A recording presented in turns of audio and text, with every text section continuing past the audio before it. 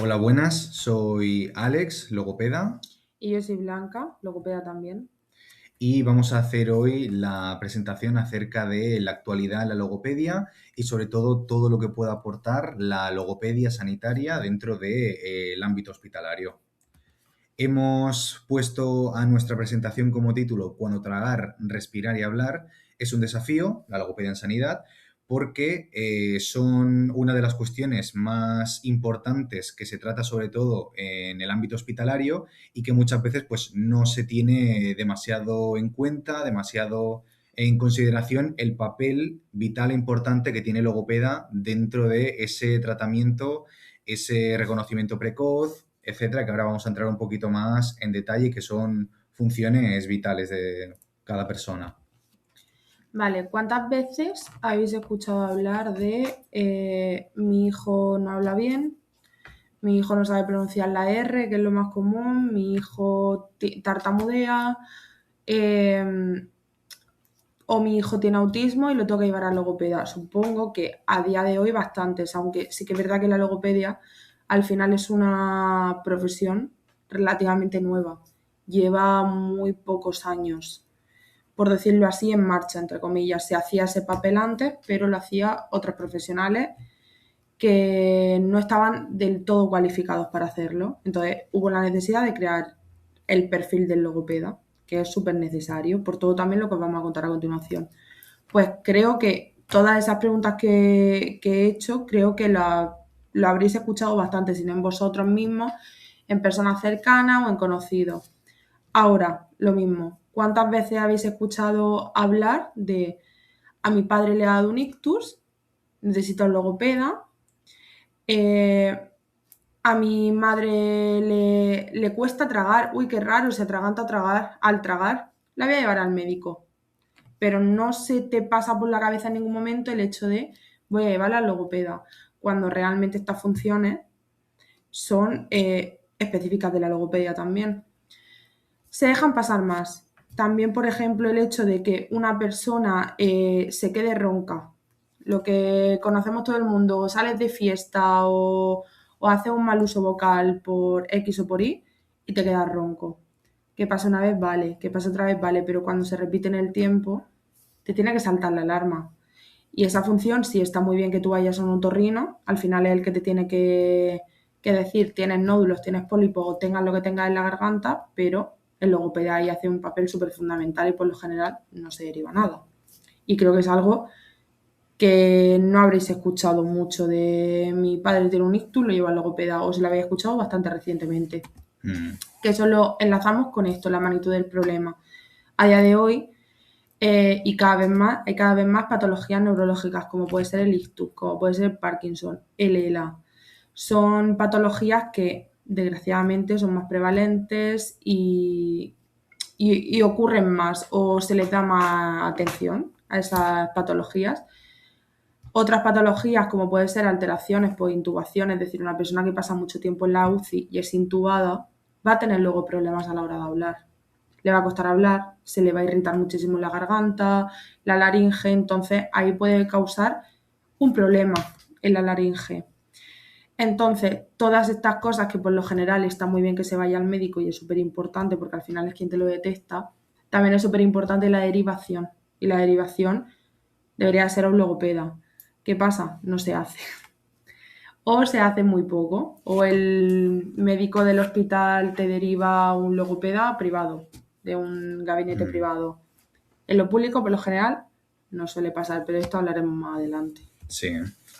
Luego ya enlazando con lo que estaba comentando Blanca, de dentro de esos distintos ámbitos en los que trabajamos, uno muy importante es la disfagia. Y sí que, pues, también muy probablemente habréis podido ver, observar en el ámbito hospitalario, sanitario, sobre todo ya más enfocado, no tanto a cuando hay una disfagia, igual por una cuestión neurológica, de por ejemplo algún problema médico, sino ya más relacionado a, por ejemplo, población mayor, más envejecida, esa presbifagia a raíz de pues simplemente el envejecimiento del cuerpo que van perdiendo algunas funciones, muchas veces se opta más pues por cambiar un poco la dieta, afectando pues que esa persona que está algo mayor y que tiene esas dificultades para tragar, en vez de tener ese enfoque de rehabilitación, no tanto por igual conseguir esa deglución perfecta, porque al final es una cuestión normal y natural, pues que tiene que ver con el envejecimiento,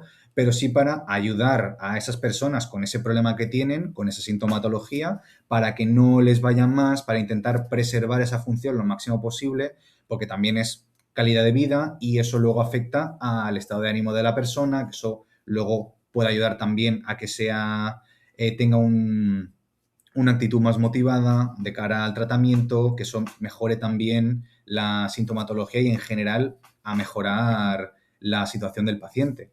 Entonces, los riesgos que conllevan también toda la disfagia, pues lo más principal y llamativo del caso, pues riesgo de neumonía aspirativa, con el riesgo que conlleva a nivel mortal por atragantamientos.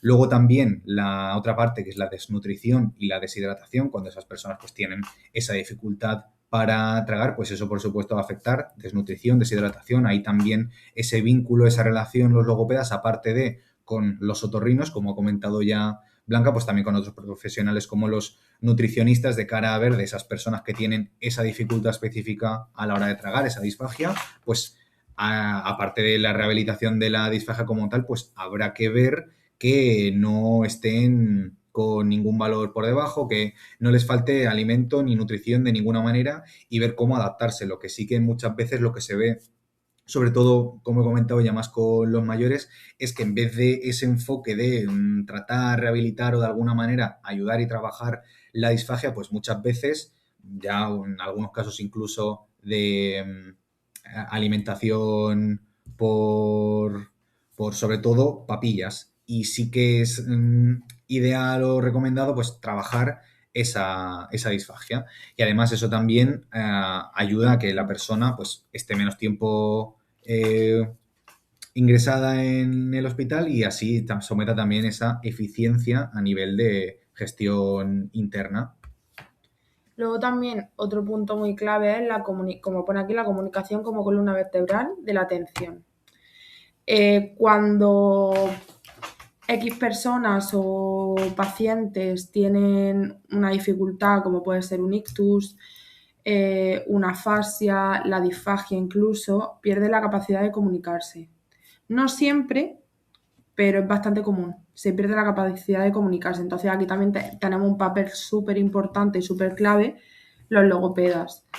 Al final nosotros trabajamos mucho con comunicadores, que si no sabéis lo que son sistemas de comunicación alternativa o aumentativa.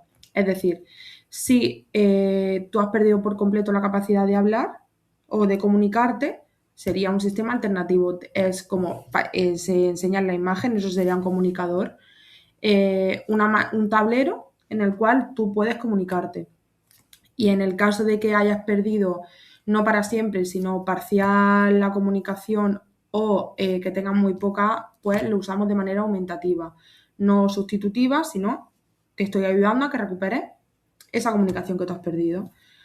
Esto es algo que en los hospitales tampoco se ve. Sí que es verdad que recientemente yo sí que lo he visto, hace poco operaron a un familiar y fuimos al Hospital Quirón, que está muy bien que lo mencione, porque eso lo han hecho muy bien.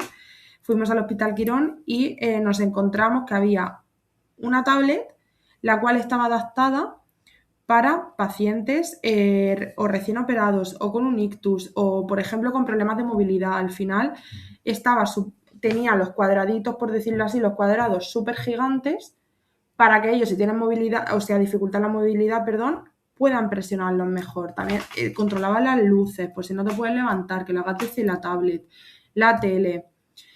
Pues al final estos son medidas de accesibilidad para esos pacientes.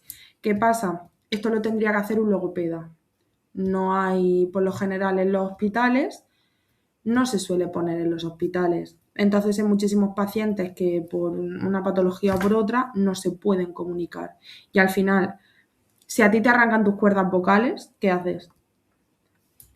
La comunicación es algo clave y súper importante para todo ser humano, independientemente de lo que tenga, para todo ser humano. Si a mí me quitaran mis cuerdas vocales, yo no sabría cómo vivir y qué hacer. Entonces, aquí entramos nosotros ayudándoles a que se puedan volver a comunicar de otra manera, pero al final comunicación es comunicación. Ujú.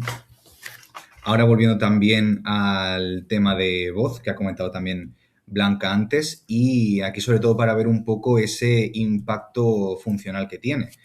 También una de las cosas que ocurre con todas estas sintomatologías que estamos comentando, que es un poco como todo, que no se aprecia, no se le da la importancia que tiene, que corresponde, hasta que, pues, desgraciadamente, o a nosotros o a alguien de nuestro entorno, le ocurre que tiene la desgracia de que tiene alguna patología, le surge lo que sea, que ahora de repente, donde antes tenía esa facilidad de hablar, comunicarse, respirar, tragar, pues ahora ya no la tiene. Y aquí, por ejemplo, para ver un poco el impacto funcional que tiene esa patología de la voz en el día a día.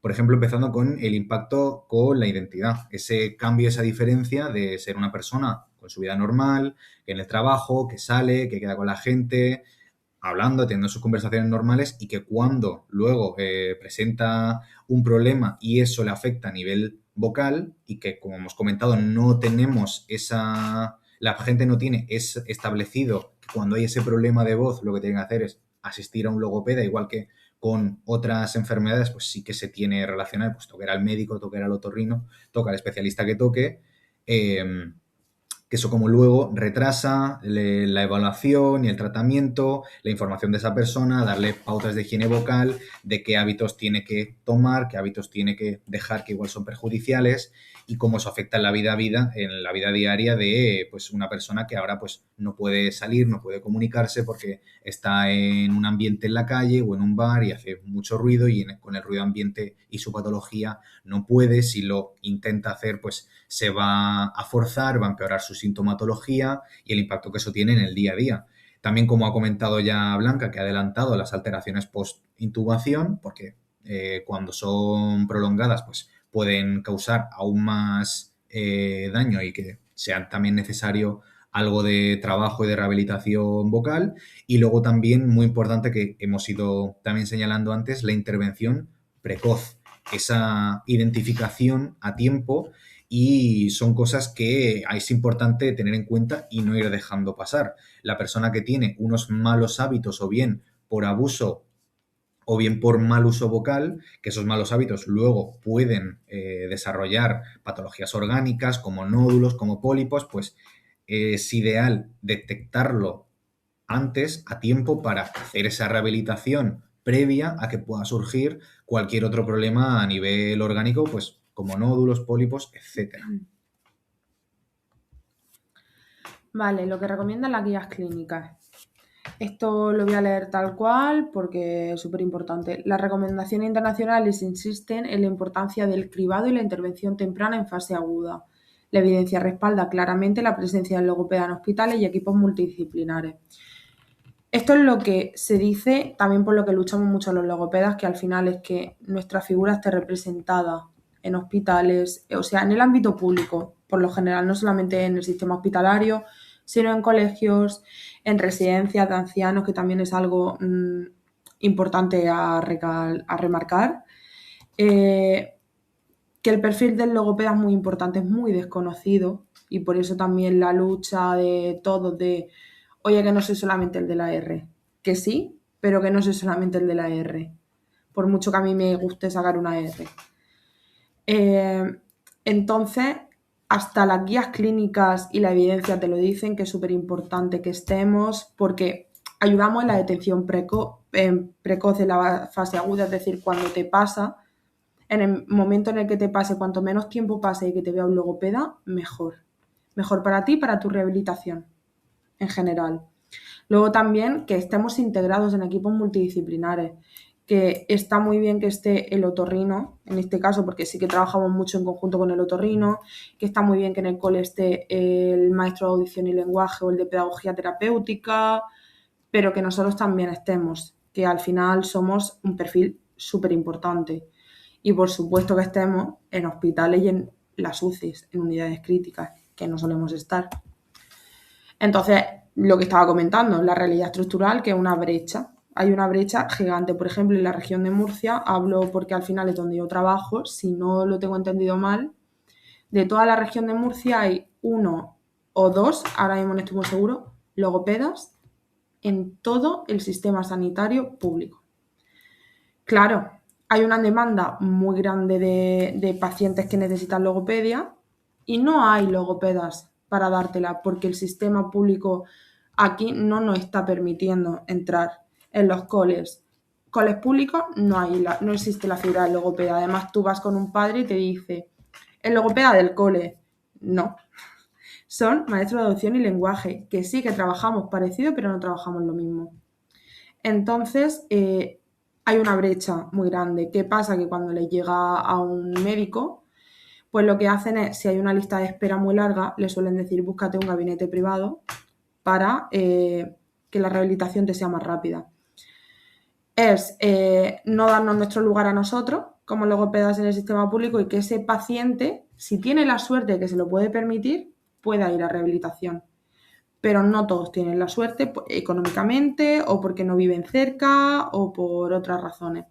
Entonces, hay una lucha muy grande y muy constante de somos necesarios, somos muy, muy necesarios y si hablas con una persona que ha ido a rehabilitación logopédica por un ictus, por una disfagia, por una rehabilitación vocal, te lo va a decir lo importantes que somos. No solamente a nivel articulación, a nivel autismo, que también, pero cosas que son como de vida o muerte, como puede ser la disfagia, jugamos un papel súper importante y no estamos representados. Entonces, hay un desequilibrio muy gordo.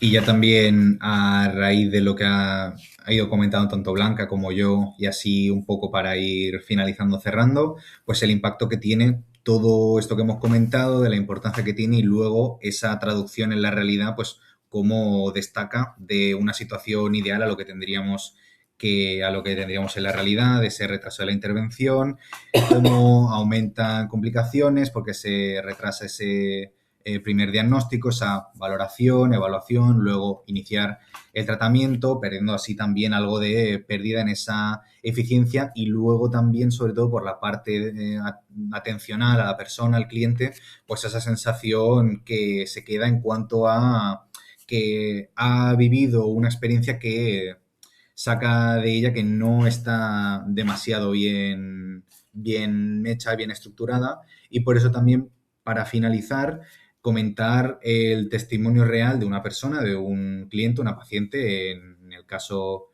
que tuvimos Blanca y yo, que era una persona que tuvo que iniciar un tratamiento de rehabilitación a nivel vocal porque tenía una parálisis cordal y pues en ese proceso pues sí que nos contó un poco que desde que tuvo inicialmente el diagnóstico y demás, hasta que se le comentó bien toda la sintomatología que tenía, hasta que empezó a dar esas sesiones, en este caso privadas, de logopedia, pues sí que estaba bastante perdida. En ese caso tenía, por ejemplo, desde el hospital que la habían derivado, bueno, no, este sí que era en el hospital dando esas sesiones de logopedia, una a la semana. En el caso de el testimonio personal de esta mujer sí que era con sesiones de logopedia de media hora.